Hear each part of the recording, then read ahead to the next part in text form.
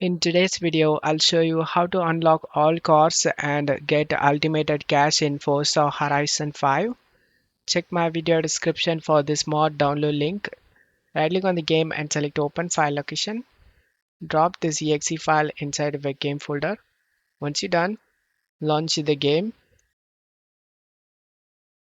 Once you are in game, press the Alt tab and open the game folder.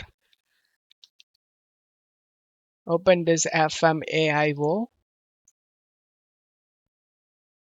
Go to Auto Show and Garage. Checkmark this display all cars and make all cars free and go to self and vehicle. Expand this unlocks.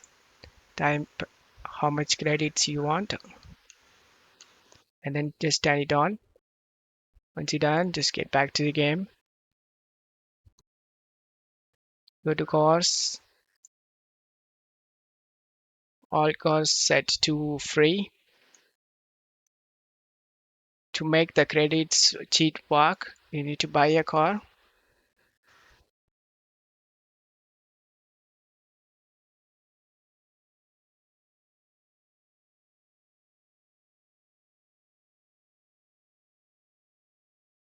Then turn off the credit cheat and just turn it on again.